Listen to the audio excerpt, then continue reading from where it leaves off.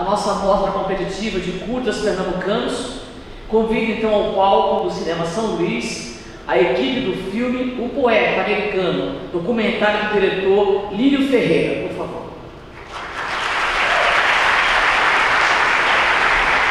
A sinopse diz que o menino corre atrás da bola, o operário constrói sonhos concretos entre prédios e peladas num campo de várzea do Recife.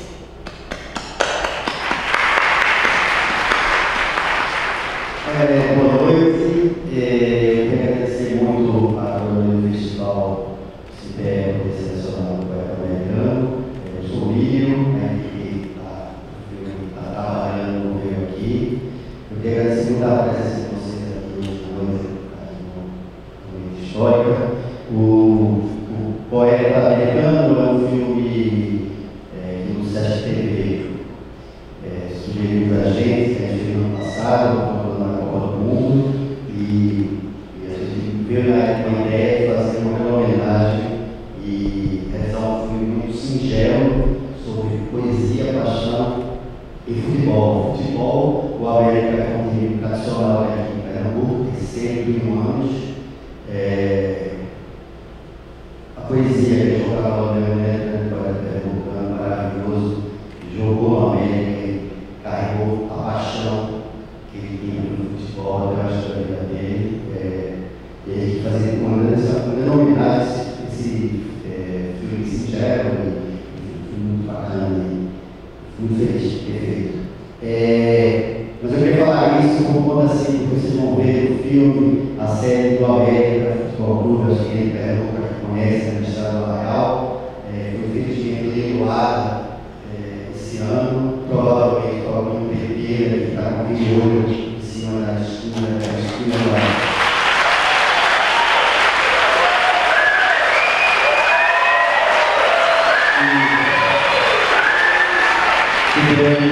Não pode arrematar e, enfim, fazer o que estou fazendo muito, que acaba com a história do Recife, como o João Cabral cresceu aqui no Recife, lindo, bacana, e está sendo, infelizmente, sempre sugado, mandeado dessas empresas, e o que eu quero de tudo é um apoio do poder público, uma presença, uma grande sacanagem, esconder, o poder.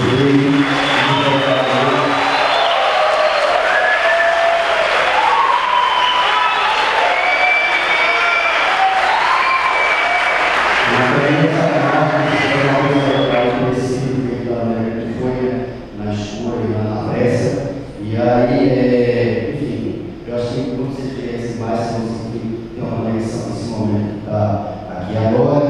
Assim, estava na passeada da Conquista, eu sou totalmente a favor.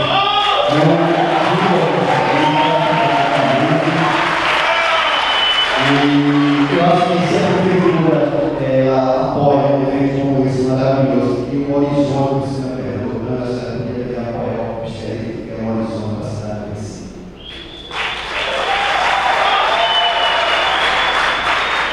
Só para terminar rapidamente, eu deixo também marcar assim, uma coisa cabalística, duas datas muito fortes, assim, muito perto de hoje. Ontem foi o aniversário do grande cineasta Rogério Canzella, que fez 69 anos, e amanhã é o centenário de Orson Welles, nasceu no centenário. São duas pessoas que influenciaram muito, na verdade eu acho que eu estou aqui nesse palco hoje por conta desses dois gênios, e eu gostaria de deixar muito claro, bacana, que essa consciência linda e essas duas datas marcantes e poder seguir o filme aqui. E eu queria, no final de tudo, dedicar a sessão ao grande cineasta que deixou Simeão Marina. Beijo.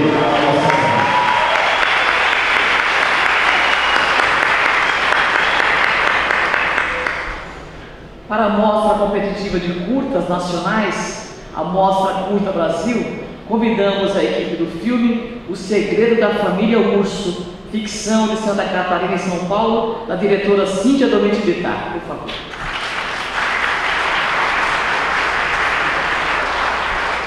A sinopse diz assim: o ano é 1970, ditadura militar brasileira, Jorge, há 8 anos, é proibido de entrar no porão da casa onde costuma brincar. Longe dos olhos dos pais e da velha babá, a menina encontra a porta destrancada e alguém lá dentro.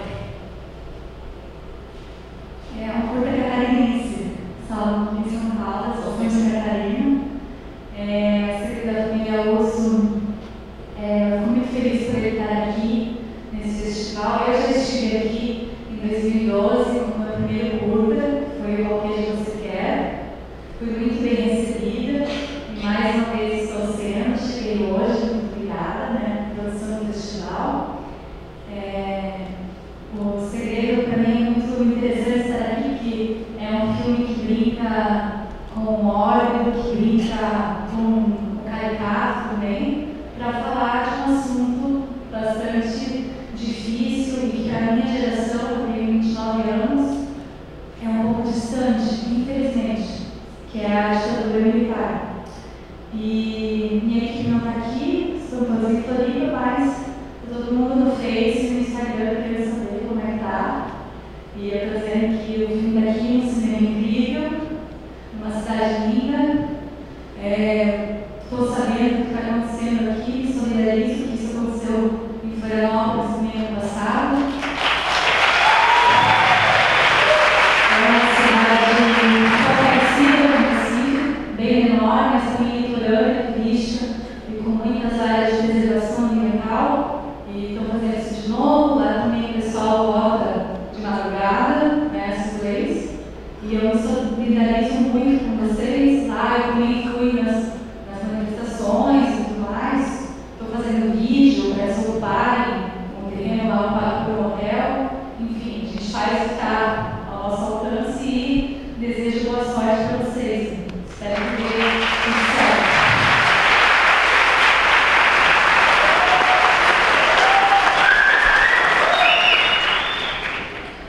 A gente convida agora a equipe do curta Até a China, animação do Rio de Janeiro, do diretor Marão. Por favor. A sinopse diz que a China só com bagagem de mão. Na China, os motociclistas usam casaco ao contrário e os restaurantes servem cabeças de peixe, lagostins e enguias. A funcionária do evento estuda cinema e gosta de filmes de Kung Fu. Eu trabalho com animação, desenho animado, lápis no papel, sou velho, então ainda faço lápis no papel.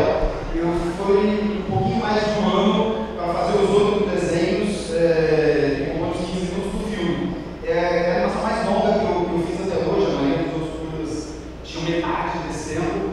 E é a estreia mundial hoje. Eu estou pronto há muito pouco tempo e eu ainda não vi com o público. Estou meio nervoso, ansioso para assim, ter 15 minutos bem longo, né?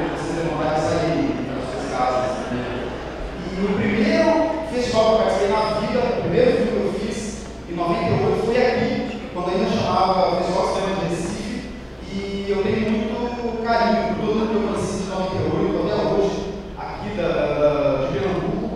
E apesar de estar bem nervoso por conta da duração do filme, eu estou bem feliz pela série do filme acontecer num lugar que muita gente não gosta. Obrigado.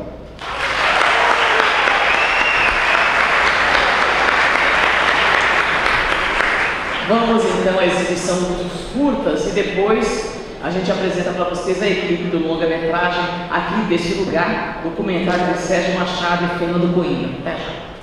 Primeiro representante, Marão, né, que do filme de animação Tá Caminho. A gente começa com a Cíntia Bittar, não é isso, Cíntia? Marão chegou. Chegou Marão? Pronto. Então, começamos todos juntos. Bora, Marão. Tudo bem?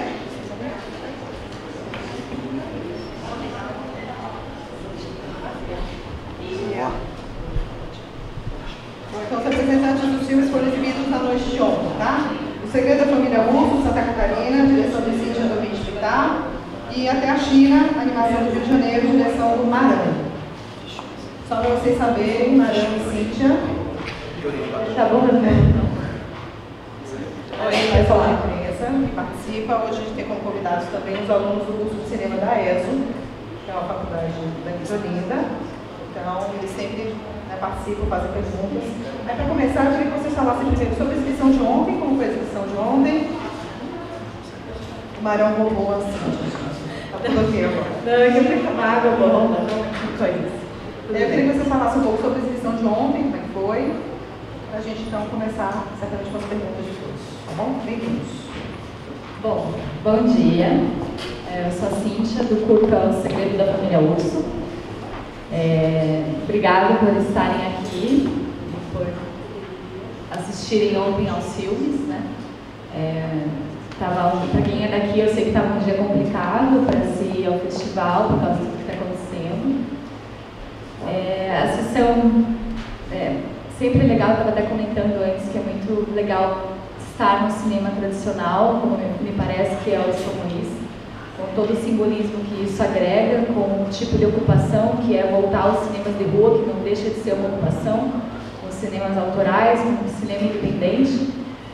E eu já estive aqui antes do CinePE, em 2012, com outro curta-metragem, mas era em outro local, né? Era um espaço maior e tudo. Até me perguntaram o que eu tinha achado de agora ser no Cinema São Luís. Eu acho que o charme de se estar num lugar tão simbólico é muito interessante também, né? Lá a gente não tem mais cinema de rua nenhum em Florianópolis, e é legal ter aqui na cidade ou no centro um espaço tão legal, uma decoração tão imponente. Também achei muito legal exibir o filme naquele lugar. E a plateia também achei muito interessante. Eu acho que é a primeira vez que o filme é exibido e a plateia reage de uma maneira que eu gostaria mesmo, assim.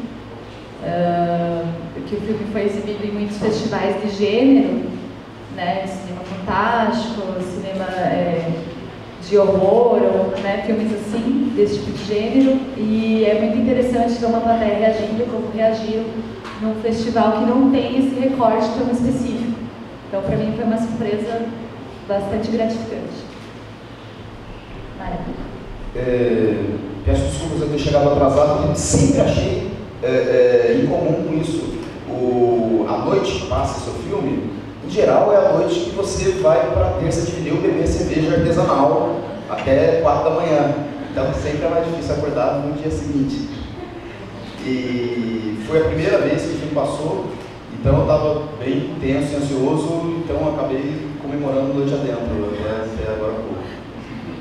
Como é que foi a exibição? Conta pra gente o que você achou da exibição, reação do público. Eu venho desde 98 para o Festival de Recife, e sempre era no Centro de Convenções, que também sempre me impressionou, porque se fosse um sábado, se fosse numa noite que lotasse aqueles 3 mil lugares, às vezes isso é mais público do que um longa consegue numa noite, do que um longa consegue em exibição comercial, eventualmente. Só que o São Luís eu conhecia do Animage, não sei se vocês costumam ir no festival de animação daqui, e é um cinema espetacular, belíssimo. Então dá um orgulho e alegria muito grande de participar dentro daquela sala. À tarde a gente fez o teste com a sala vazia, é bombástico, devastador andar por ali com a sala vazia. Conta um pouquinho sobre a produção dos filmes de vocês, né? Na verdade, são 2 gêneros completamente diferentes, e estamos juntos na transmissão. Conta pra gente como é que foi, quanto tempo levou para produzir, conta pra gente a história do filme. O Segredo da Família Urso, ele foi contemplado pelo edital Prêmio Catarinense de Cinema, é um edital estadual, ganhou na categoria curta-metragem, e foi da onde saiu o valor total para a realização do filme. A maior dificuldade foi encontrar a casa. A gente não encontrou em Florianópolis, porque tinha que ser uma casa muito específica, porque o nosso objetivo com esse filme era poder trabalhar a atmosfera, porque a gente tem um longa de horror para fazer. Então a gente aproveitou, criou uma história que pudesse trabalhar um horror um pouco mais pitoresco, um pouco mais caricato, e para testar esses climões eu precisava de longos espaços que desse para percorrer com a câmera, né? É muito difícil encontrar uma casa assim. Lá em Floripa também as casas antigas já foram tomadas por prédios. E a gente teve que ir até o interior, na Serra Catarinense, em Lages, uma temperatura de 0 grau, filmando no inverno. Foi difícil, a gente estava com um ator carioca que não saía da frente do aquecedor o tempo todo. Aí tivemos vários problemas por causa da temperatura. A casa que a gente encontrou estava para ser demolida, para construir um prédio também. E a gente teve prós e contras, né? A gente teve que arrumar toda a casa, porém a gente não precisou produzir, que às vezes sai muito mais caro do que a própria produção, de devolver o local como você recebeu. Então a gente tinha total liberdade para quebrar a parede, para fazer qualquer coisa na casa. Então todos os papéis de parede que a gente aplicou, adesivos, que vocês viram, todos os azulejos, é tudo feito. A gente fez tudo. O dinheiro do filme foi muito para a direção de arte, sabe? Então até no making off, se vocês quiserem ver, tem no YouTube o antes e depois da casa. É bem interessante para ver o trabalho que foi feito. E essa acho que foi a maior dificuldade de tudo, assim. Foram 4 dias de filmagem, a arte ficou 10 dias preparando a casa. A gente contou com mão de obra local bastante de Lages, desde pedreiros e pintores. Tinha um senhorzinho que estava lá só para colocar os adesivos para fazer os novos ladrilhos da cozinha. E isso que foi o mais pesado assim pra gente, né? E lidar com a temperatura. Mas os ensaios com os atores ocorreu tudo bastante bem. A Gilda Nomati é uma atriz de São Paulo que trabalha muito com curta-metragem, bastante com cinema independente, gosta muito de cinema de gênero. E ela esteve com a gente um pouco antes, foi lá para Floripa, ensaiou, ajudou com os outros atores também. A Amélia Bittencourt eu já havia trabalhado, ela está em todos os meus filmes. Está no Qualquer de Você Quer, está no Tempo que Leva, está no Segredo da Família Urso. E a menina foi encontrada em teste de elenco. Alice Comerlato, foi uma grande surpresa e agora ela já está quase uma mocinha e ela atuou no uma curta mais recente que está finalizando agora também. Acho que é melhor ver se vocês quiserem perguntar depois alguma questão específica eu responder. Mariana, sobre o seu. Há alguns anos eu fiz um outro curta de animação e você manda os festivais, né, Brasil, de fora do Brasil, e entrou no Festival de Cinema Infantil da China. Não era um festival de animação, era um festival infantil de longa-metragem e tinha uma sessão de curtas. Eles mandaram e-mail convidando para ir para lá. Aí eu respondi dizendo, entendi que vocês mandaram e-mail que é padrão, mas eu estou no Brasil, né? Mas é uma espécie de Petrobras que banca o festival, então levaram todo mundo de todos os filmes para participar do evento. E eu nunca tinha ido, provavelmente não vou conseguir voltar lá, e achei uma experiência muito diferente de todos os lugares onde eu já fui. E enquanto eu estava lá, quando eu conseguia acessar, tipo, o Facebook não dá para acessar, nem o Twitter, são bloqueados, são proibidos. YouTube é proibido. A diferença que fez na minha vida, eu sou velho, então eu sou antes da época da internet, mas a diferença que fez poder assistir YouTube, para o acesso a um monte de coisas, para quem é aluno de cinema de lá. E quando eu conseguia, eu mandava e-mails para o Brasil, para os amigos, para a família. E na verdade o texto todo do filme não tem nenhuma análise posterior ou lendo sobre o país. São exatamente os textos imediatistas dos e-mails que tinha acontecido, como eu tinha me sentido naquele dia. Por isso é tão mais ingênuo do que politizado, do que acaba sendo falado no filme. Foi bancado pela Secretaria de Cultura do Estado do Rio de Janeiro, então eu tinha um ano para fazer um filme, na verdade um ano para fazer um filme de animação, em paralelo aos trabalhos normais, principais, encomendados, que são que paga as contas para comprar comida e roupa, e aluguel. Daria para fazer 10 minutos. O dinheiro, na verdade, daria para fazer uns 5 minutos, mas o filme acabou tendo 15. Eu tentei cortar várias coisas do texto e acabei, como a intenção é fazer um longa, o próximo projeto, então achei que podia ser um exercício importante, ao invés de passar de filmes de 5 para um longa, passar para um de 15, mas com uma preocupação muito grande com um ritmo. Isso que eu estava com muito receio de não funcionar, porque eu nunca sustentei uma narrativa que fosse desse tamanho. Então agradeço o carinho das pessoas que estavam lá ontem, porque estava apavorado com isso. Você está mais acostumada com narrativas mais longas. Estou com o microfone para as perguntas. Quanto tempo, só uma pergunta, quanto tempo para a produção total dos filmes? Foi 1 ano desenhando o dia inteiro.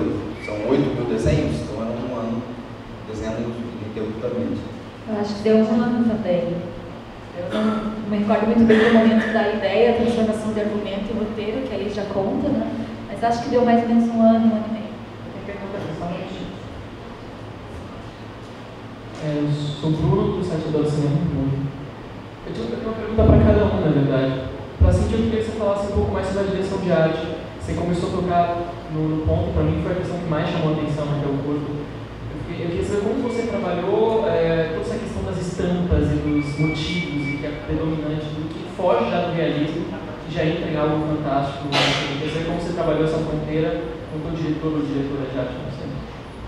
E para você, Marel, eu queria que você comentasse a narração. Porque uma das coisas que eu achei mais legais foi a narração, se não me engano, é tua mesmo. Mas nunca mais faço isso. Porque eu achei que nunca tinha visto uma animação com uma narração tão despojada, tão tranquila, que se preocupa menos com o conteúdo da narração do que com o ritmo, para eu me sentir conversando com o narrador, assim, sabe? Estava escrevendo sobre isso depois, parecia que eu estava meio num bar, sentado conversando com o narrador. Isso para mim foi algo bem interessante no meu curso. Bom, o diretor de arte desse filme é o de César Leandro. Ele dá aula na Academia Internacional de Cinema de São Paulo e, se eu não me engano, na USP também. Ele é discípulo, eu digo, da Mônica Palazzo, que é outra grande diretora de arte de São Paulo. Que os dois trabalharam juntos, co-dirigiram a arte do meu curta anterior, que chama O Tempo que Leva. E O Tempo que Leva, ele já é um curta que ele flerta um pouquinho com sci-fi, que eu venho pelos curtas tentando fazer um pouco de cada coisa, porque eu me considero que ainda estou aprendendo muito, então eu preciso testar coisas nesse momento. Né? Tem que agradecer a chance que eu tenho de filmar curtas, que nem todo mundo tem essa oportunidade. Eu aproveito para fazer um filme totalmente diferente do outro, sem medo, azar, eu preciso experimentar, esse é o momento de aprender. Então, mesmo ele sendo o diretor de arte do outro curta também, nesse a gente fez uma coisa bem diferente. A inspiração, o ponto de partida para o conceito estético veio... Vocês assistiram o Bebê de Rosemary? Tem os vizinhos muito caricatos do Bebê de Rosemary. A senhorinha toda maquiada, o esposo dela e tal. Eu gosto muito da cena que eles aparecem na porta assim, da Rosemary. E partiu daí um conceito que se estendeu pelo filme inteiro, tentando criar uma unidade conceitual. Eu adoro direção de arte. Na faculdade eu trabalhei bastante com direção de arte, eu gosto muito e acho pouco valorizada, né? Até o crédito de diretor de arte é recente no cinema nacional. E aí a gente resolveu realmente trabalhar estampas, trabalhar padrões, né? O papel de parede, tudo, a gente buscou elementos que realmente já apontassem para uma questão fantástica, né? Porque o tema de fundo que a gente está falando é uma coisa muito séria, que é a ditadura militar. E a gente precisava apontar elementos para que não gerasse uma ofensa, tratar um tema desse de uma maneira tão... um gênero tão... como é que eu vou dizer? Parece que não combina, né? A gente está acostumado a falar da ditadura em filmes muito sérios, filmes de drama, filmes... E a gente quis tratar com esse realismo, com essa falta de realismo, beirando o cinema fantástico. Os figurinos foi um garimpo, né? Brechós. O figurinista é o César Martins, que eu também conheci através de César, e eles acabaram fazendo todos os meus curtas, inclusive esse mais recente, que está na Ilha de Edição, e que é uma comédia, não fiz nada. E a gente tentou realmente ir atrás de roupas originais da época. Até tem uma blusa que a Gilda está usando na cena do piano, que era da minha avó, comprada na CIA em 1900, sei lá, entendeu? Quando a CIA abriu, eu acho, em Curitiba. Então a gente realmente se puxou para ir atrás dessas coisas, sabe? O papel de parede eu fiquei meio chateada porque eu vi usarem um monte de publicidade depois do filme. Até achei que a gente tinha emprestado o que sobrou para o pessoal lá fazer publicidade. Eu vi lá na campanha da Celeste, que é a companhia de luz, droga, o papel de parede. Porque tem esse retorno ao vintage hoje, né? A moda hipster, etc. Então, não foi tão difícil encontrar esses elementos.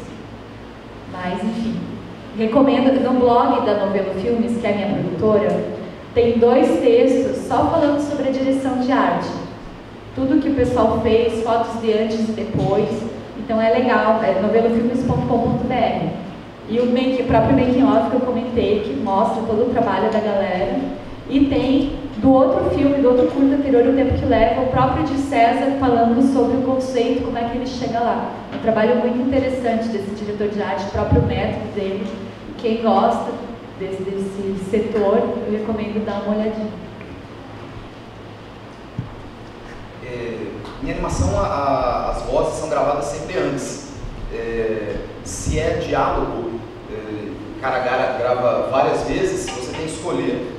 Porque se ele falar, sai daqui, ou saia daqui, o número de desenhos que você tem que fazer é muito diferente. Então, você grava e edita exatamente aquela versão da gravação, para só então começar a animar.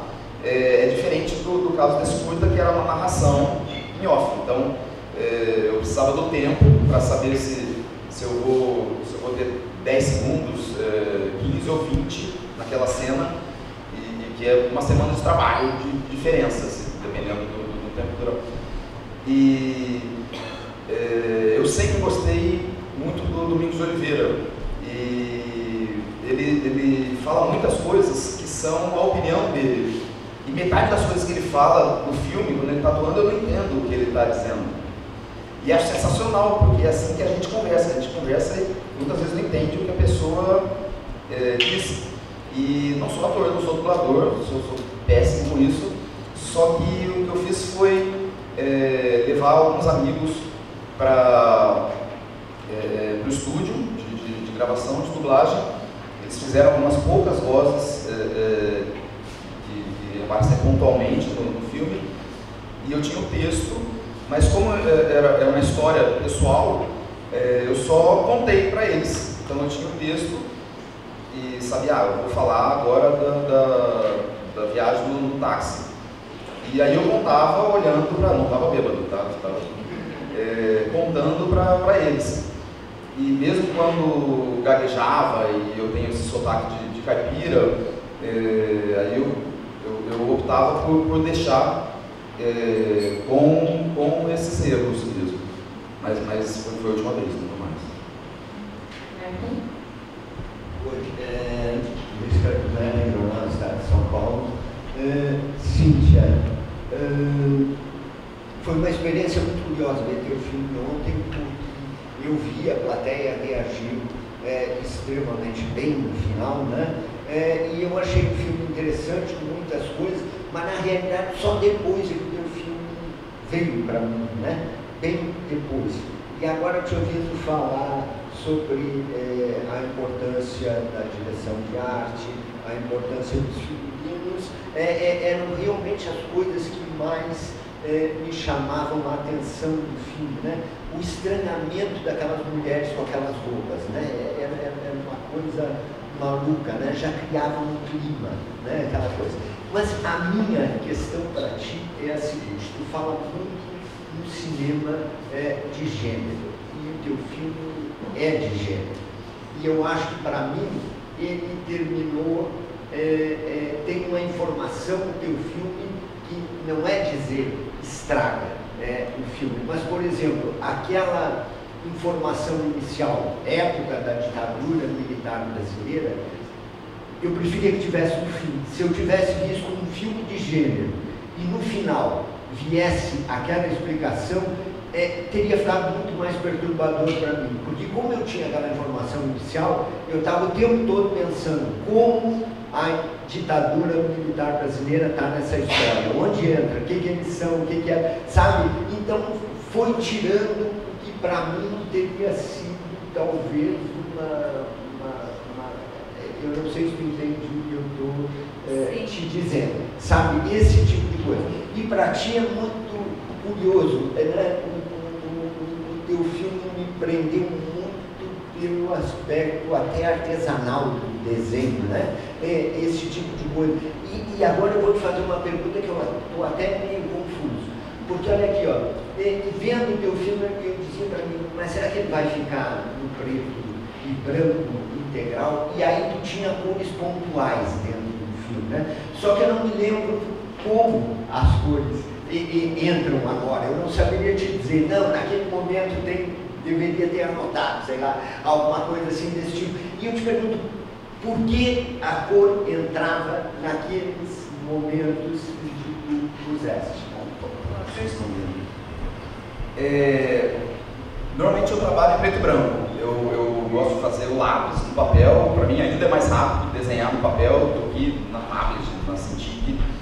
E eu trabalho bastante para publicidade. Então, sempre para publicidade você tem que fazer arte final, tem que passar a caneta, limpar o traço. E mesmo quando é o mesmo cara que faz a animação e limpa o traço, perde um pouco da espontaneidade. Então, cada vez que eu faço um trabalho onde eu posso opinar, né, onde eu estou dirigindo, eu deixo o lápis sujo. E eu tinha pouco dinheiro, pouco tempo, proporcionalmente, para fazer esse filme. Então ele começa em preto e branco. E quando a gente estava na China, cada pessoa tinha um voluntário para cuidar da gente, porque chamava muito a atenção. Para a gente conseguir sair dos lugares, as pessoas faziam círculos em volta dos honoráveis estrangeiros, como eles chamavam, as pessoas que estavam lá. A gente foi comprar sapato, quando a menina argentina terminou de comprar os sapatos, foi para a rua antes, formou um círculo de moças em volta dela. Você é tão bonita, quer ir para um churrasco com a gente? E então eu me sentia tão diferente de todo mundo, que é em preto e branco no Brasil, todo mundo que é ocidental não é pintado para se destacar, mesmo quem não é personagem principal, quem aparece de vez em quando, para ser identificado pelo ocidental sendo não pintado. E demora muito, mesmo no computador, mesmo no Photoshop, para pintar a animação. 1 segundo são 15 desenhos, 10 segundos são 150 desenhos. E como eu tinha pouco tempo, também motivado pela preguiça, eu resolvi não pintar os personagens. Não tem essa defesa conceitual para falar em público, mas tem também essa razão prática. Cíntia, deixa eu só te dizer uma coisa antes. Quando eu falei isso, é que tu colocasse o Rosewood antes. Não, eu entendi, e hoje eu concordo, na verdade. Esse filme eu aprendi, como eu disse, né, o que eu tenho feito com todos os cursos que eu estou tentando fazer um totalmente diferente do outro, não só em temática, mas em maneira de se filmar, né? Eu fiz, qualquer de vocês viram, né, o tempo que leva eu fiz inteirinho em Steadicam, esse eu fiz com uma câmera melhor, uma Red, em 4K, e com a câmera totalmente fixa, só com movimentos de trilho. E agora o novo, mais recente, já fiz com uma Alexa e planos totalmente estáticos. Eu tenho feito coisas diferentes, né? E nesse também a questão de flertar assim com o gênero, porque eu sou muito fã, eu, espectadora, cinéfila mesmo, cometo atos de cinefilia, vendo filme de terror, adoro. E realmente eu me desapeguei de várias coisas no filme, inclusive de uma cartela maior que tinha antes, falando dos paramilitares e tal, dando um contexto mais explicativo. Me desapeguei, deixei só a 1970 e tal, mas se eu fizesse hoje, eu não sei nem se eu colocaria essa informação, para falar bem a verdade, né? Eu acho que isso foi uma coisa que eu aprendi, felizmente. E acho que é isso. Eu concordo. É isso que eu tenho para te dizer, eu acho que realmente. Tá. Deixa eu só fazer mais uma perguntinha. Eu vi no elenco, claro, eu estava reconhecendo a Amélia Bittencourt é uma referência de cinema e teatro para quem é do Sul, né? Mas o ator que faz o pai, ele é muito impressionante, né?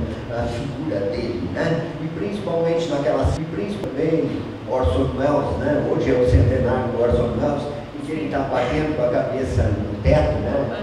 Fica aquela imagem de opressão, aquela coisa. Ele também é ator de teatro ou é só a roupa que tu pusesse nele que cria aquela coisa impressionante? O que vem essa impressão que ele causa na gente?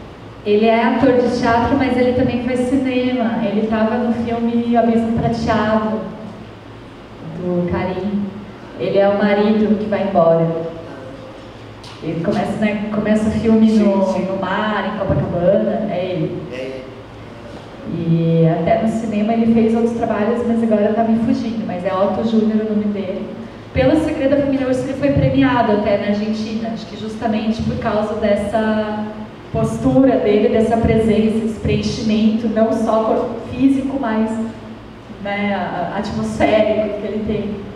E sem querer, ele é muito parecido com o meu pai, mas isso foi totalmente sem querer, fisicamente mesmo, né?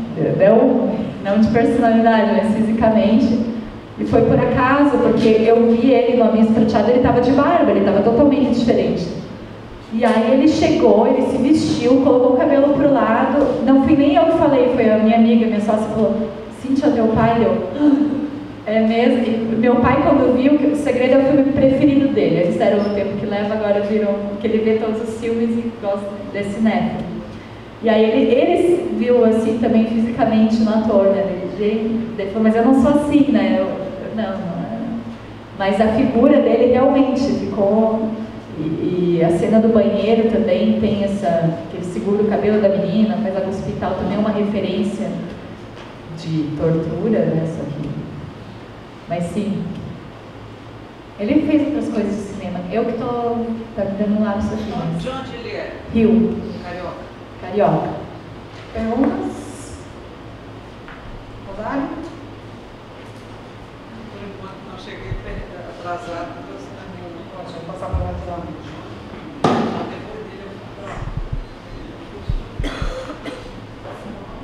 vou Bom dia, meu nome é Johnny, sou estudante de cinema da ESA. No teu comentário falaste sobre a produção de cinema que é constante. Vários curtas no qual você produz. Só eu queria saber se são todos eles patrocinados, financiados, editais, ou se algum deles são dependentes, ou são todos mesmo com patrocínio para a produção. Os curtas, né, na produtora a gente tem até agora curtas-metragens e longas documentais. Os curtas, os que eu dirigi, primeiro foi edital principal, R$30 mil. O segundo a gente fez com o dinheiro que a gente ganhou de prêmios do primeiro curta em festival. A gente ganhou em alguns festivais legais, festival com moedas bem maiores que a nossa, que daí convertendo dava um dinheiro razoável. E a gente conseguiu fazer product placement no tempo que leva, que tinha um ventilador no filme e eu achei um ventilador da Vente Silva, liguei para eles, perguntando se eles não queriam botar o ventilador, eles toparam. Até foi R$8 mil, pra gente ajudou bastante, já que o filme era totalmente independente. Então tem essas maneiras de financiar também os projetos. A gente tem, nossa equipe é praticamente a mesma, assim, as cabeças de equipe. Então são pessoas que abriram mão dos seus cachês, né?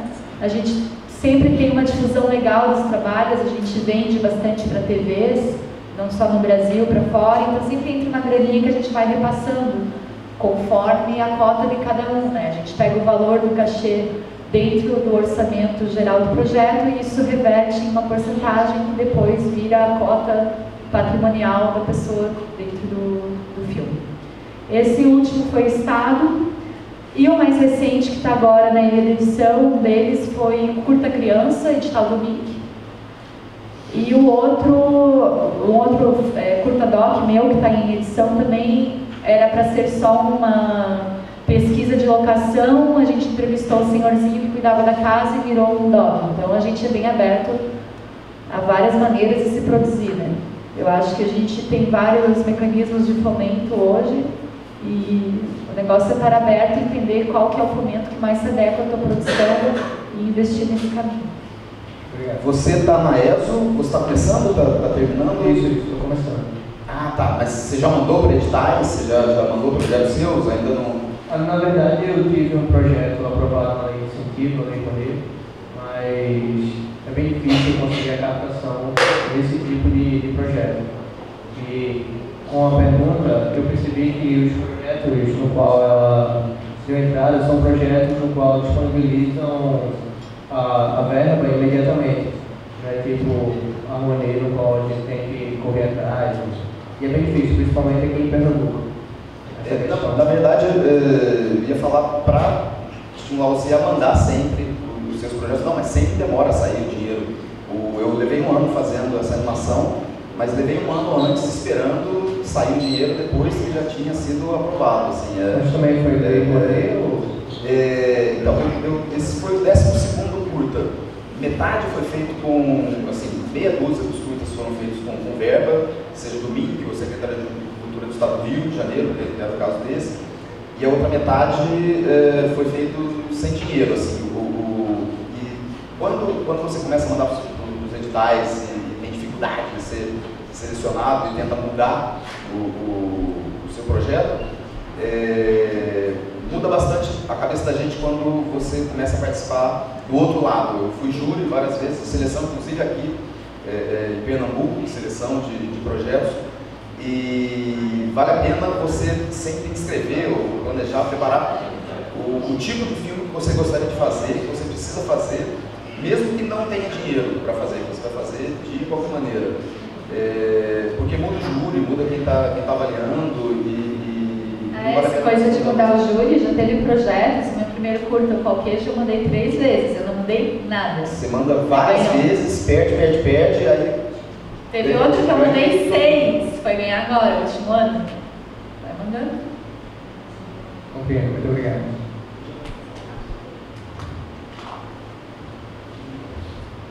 Bom dia, meu nome é Paulo Gregório, eu sou cineasta e coordenador do curso de cinema da ESO.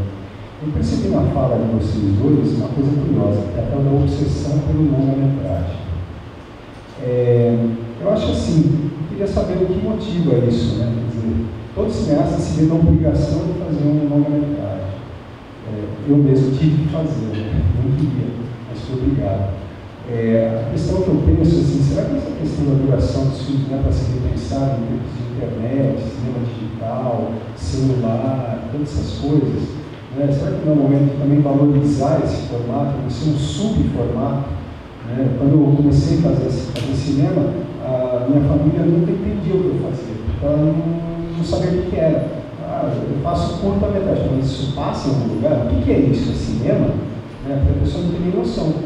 Porque o formato estabelecido, principalmente por conta do capitalismo moderno e tal, foi esse do longa-metragem para uma questão de entretenimento mesmo, né? Mas a gente lembra que o cinema começou no formato de curta-metragem, porque é um outro tipo de difusão que está muito próximo da difusão hoje em dia, né? Que é essa difusão mais individualizada, né? Quase como se a gente tivesse aqueles, né?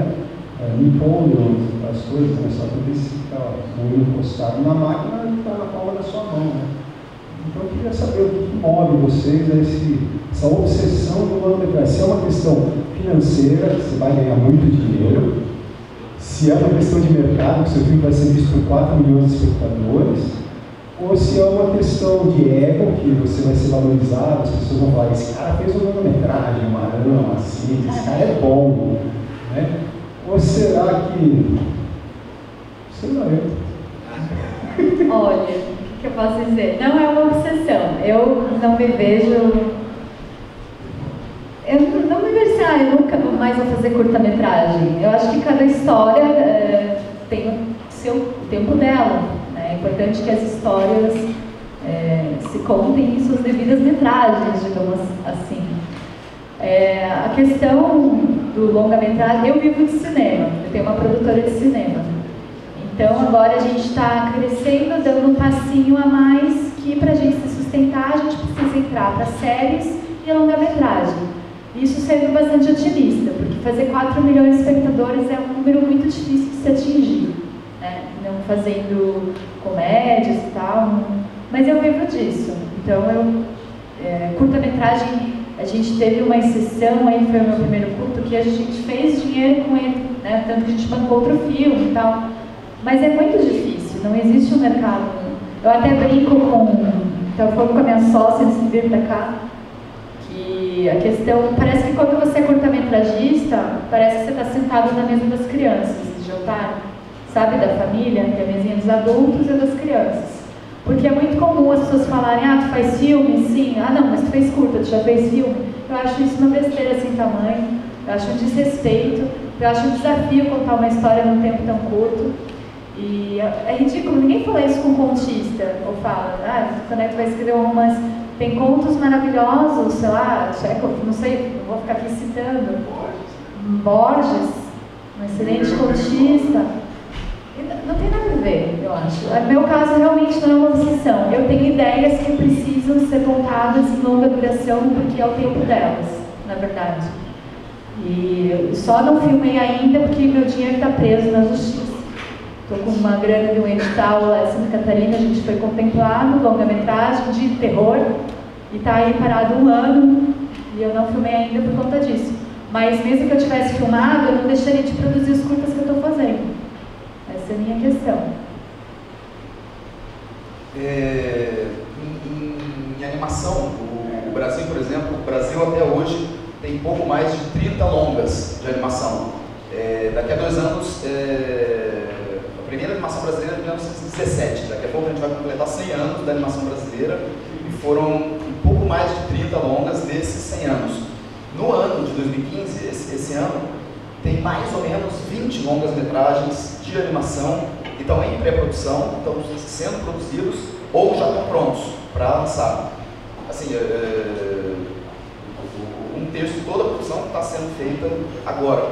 Aconteceu um fenômeno há alguns anos que, se durante muito tempo a gente só trabalhava para publicidade, para institucionais, depois de produzir curtas durante mais de uma década, mais intensamente no Brasil, a produção se voltou para a série de TV. Da mesma maneira que as pessoas fazem curta-metragem de ficção, documentário passam por longa-metragem, o objetivo, parece que a maioria das pessoas que fazem animação, é ter a própria série. No Rio e São Paulo tem um festival chamado Animamundi, é um festival internacional de animação. Em geral, eu tento assistir o máximo possível, e o que eu deixo por último são os longas, porque eu acredito que o ponto alto da qualidade da produção mundial está nos curtas. Aqui tem muita gente que é bem jovem que faz curtas, e quando você vai, por exemplo, para o leste europeu, para a Armênia, para a Sérvia, você vê que a maioria das pessoas que estão aqui na mesa, sentados discutindo os curtas que eles acabaram de lançar, tem 50 anos, né? Assim, a opção deles é por esse formato, não é uma escada gradual. Eu tenho 43 anos e há uns 3, 4 anos eu comecei a desenvolver um roteiro que, por acaso, precisa de mais tempo. E eu sempre tive, na verdade, a vontade de poder trabalhar mais tempo um mesmo personagem, para poder desenvolver a atuação dele, desenhado, documentado, animado, durante mais tempo. Ao contrário do que acontece em geral, que é você ter um mês para fazer peças de 30 segundos. Mas isso é um próximo passo que eu acho bem difícil para conseguir, não só produzir, mas para conseguir exibir, distribuir e querer que as pessoas... Então, esse é um longa-metragem que não é infantil, não é proibido, a intenção é que seja censura livre, mas não é focado no infantil, e é para ser preto e branco a lápis. Só estou tentando dificultar a minha vida. Maria do Rosário Caetano, da Revista de Cinema. Cíntia, as críticas que eu ouço ao seu cinema é que ele é muito arrumadinho, muito certinho, os atores impecáveis, a direção de arte às vezes excessiva e tal. E eu acho que o Queijo tem uma capacidade de comunicação e um desempenho de atores tão forte que ele supera tudo isso, né? Tem a cena do relógio quebrado, que é maravilhosa e tal.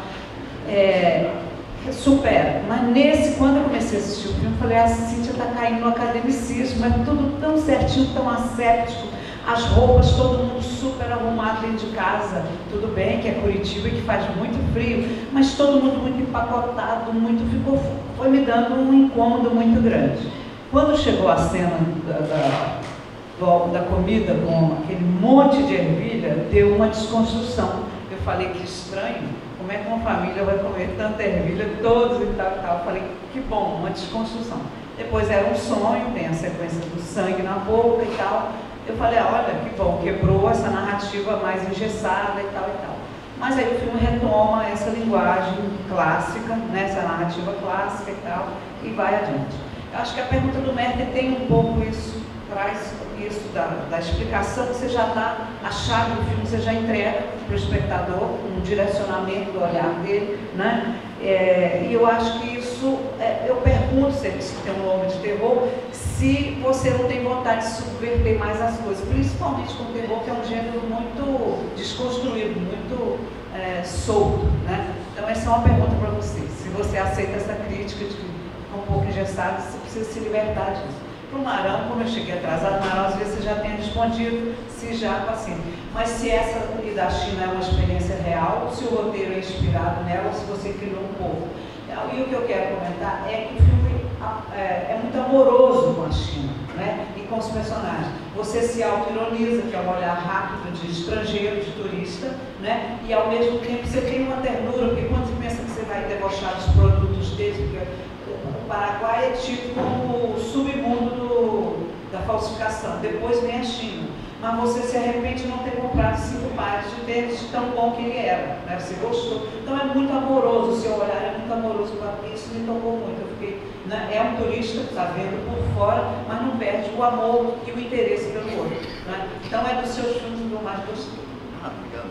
Posso responder? Vou responder mais resumido, eu tinha falado disso antes, mais cedo um pouco. Eu não escrevi o roteiro. Enquanto eu estava lá, eu fui para a China para o Festival de Cinema Infantil. Enquanto eu estava lá, eu mandava e-mails para os amigos e parentes do Brasil. Então, o texto para um filme é o texto exato dos e-mails que eu mandava no dia que as coisas aconteceram, por isso não tem essa avaliação crítica, nem politizada, por isso é tão mais amoroso com eles, porque tinha acabado de acontecer e estava convivendo com aquelas pessoas. E quando eu tentei comprar as coisas, a gente tem essa impressão de ser produto de má qualidade, mas tinham todas essas facetas lá, o lugar onde você comprava as coisas que eram muito baratas, tipo um tênis de corrida, custava o equivalente a R$50, mas do lado tinha um lugar que tinha um tênis de corrida que custava o equivalente a R$5. E aí falavam para mim, não é reliable, não compra aí. E eles levavam os estrangeiros para os shoppings, onde os tênis custavam por volta de R$500. Então demorou até para perguntar, não, me leva onde você compra, não é para levar o estrangeiro, onde você compra as coisas para você. E aí a gente encontrava esse meio termo também. Vou atrás.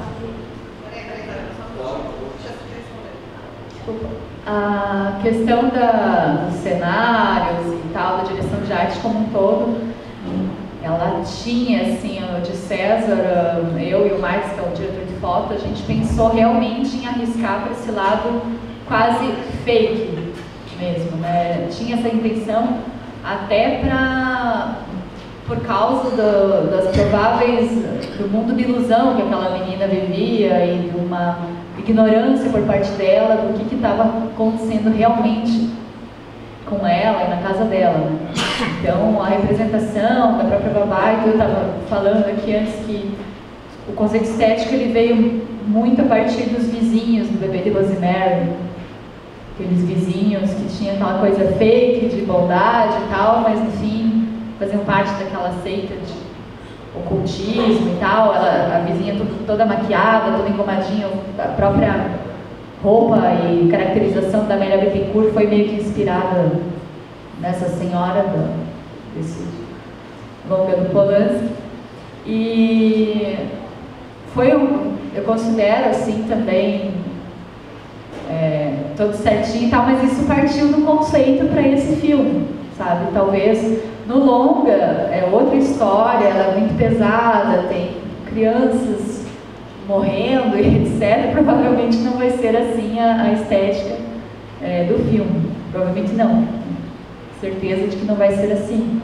O longa, o nome é Quebranto, até o momento, né? Não sei se vai mudar o título. Se passa numa vila de pescadores dos anos 80, então a estética eu acredito que vai ser muito mais suja do que a desse. Porque, como eu estava falando, eu faço os curtas, se foram ver os meus, eles são muito diferentes um do outro, e eu tento, eu e esse trio, que é sempre o mesmo, o meu fotógrafo e meu diretor de arte, a gente sempre tenta criar uma unidade, um conceito estético que tente combinar com aquela história, assim. A gente não tem um maneirismo, digamos assim, nosso, que a gente tenta enfiar goela abaixo de todos os filmes, por exemplo. A gente tenta sempre partir do zero, para cada produção. Na verdade, são duas perguntas. Uma, qual é o principal papel do diretor de arte? E, assim, o que é que ele faz junto ao diretor, digamos, diretor de arte? E outra, se dá mais trabalho fazer uma animação ou se dá mais trabalho mexer com atores e tal. Eu faço animação porque eu acho muito mais fácil do que trabalhar com várias pessoas. Eu tenho muita dificuldade social. Então, quando você faz animação, no meu caso é 2D, lápis, papel, então eu posso controlar a fotografia, a iluminação, eu estou desenhando o cenário, estou pintando esse cenário, e posso controlar com mais facilidade os atores todos, porque eu apago o cara. Para fazer esse filme, para animar durante um ano, eu gravo as vozes durante 2 dias. Nesse caso, era a minha voz, em geral são outras vozes. Eu sempre acho dificílimo isso e eu sou muito submisso, então eu obedeço as sugestões dos atores sempre. Eu não trabalho com animação, porque eu acho extremamente complicado. Aliás, eu acho que vocês são os guerreiros de trabalhar com animação no Brasil. Enfim. Diretor de arte é responsável pela parte visual do filme. Tudo que se vê tem o olhar do diretor de arte. E tanto em questão de texturas, cores, espacialidade, enquadramento, por tudo que se vê passa pelo departamento de arte. Então, é uma função primordial. Todo o departamento, né, que daí se ramifica em assistente, cenotécnico, maquiagem, figurino, cabelo, enfim, é um departamento bem grande. É o primeiro que entra no set, o último que sai. Quanto à dificuldade, eu acho que varia muito do projeto, independente. Tem filmes que trincam, sendo eles ficção, documentário ou animação. Isso é muito variado, assim, por isso que não dá para desistir. Não é porque você não teve sucesso em uma produção que vai ser sempre assim. Tem que permanecer. Ok, muito obrigada, Cíntia Amarão, Paula.